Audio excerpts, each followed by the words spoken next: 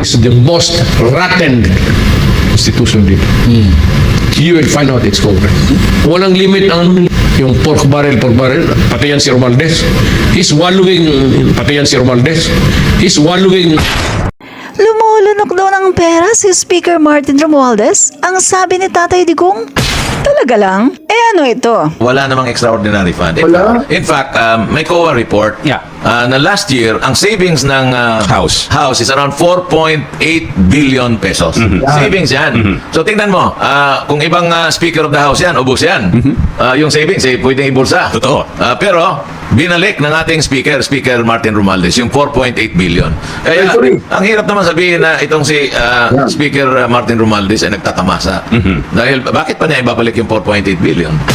Wow! Nagsoli pa ng pera si Speaker Martin Romualdez. At ngayon lang ito nangyari sa kasaysayan ng House of Representatives. Yes! Palakpakan natin! Pinsan yan ng ating presidente. Ibig sabihin, ang Marcos at ang Romualdez ay hindi talaga korap. Sila ay may pagmamahal sa bayan at may respeto sa pondo, sa taxes ng taong bayan. Hindi sila nagsaswallow, hindi sila lumalamo ng pera na kayang ubusin ang 125 million sa loob lamang ng 11 days. Nakita nyo? Sa totoo lang, etong sinasabi ni Pierre RD na kurap daw yung kamera, wala daw preno ang paggastos. Tama yan. Pero yan ay nangyari sa panahon ng mga dilawan at mismo sa panahon niya. Ang sabi nga ni Roque, dati siyang kongresista at alam niya ang kalakaran sa kamera.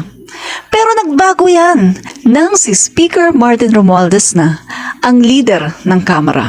Nagsusoli pa ng pondo. Kita nyo? Napakalaki ng pondong sinoli. Yes! Tingnan mo, kung ibang Speaker of the House yan, ubos yan. Yung savings, pwedeng ibulsa. Totoo. Pero, binalik na nating Speaker Martin Romualdez, yung 4.8 billion. Kaya, ang hirap naman sabihin na itong si Speaker Martin Romualdez ay nagtatamasa. Dahil, bakit pa niya ibabalik yung 4.8 billion? Yung ibang kongresista pa?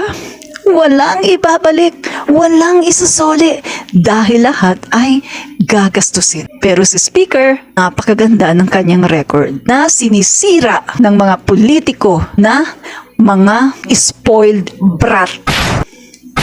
Spoiled brat dahil kapag hindi sila napagbigyan, naninirang puri sila.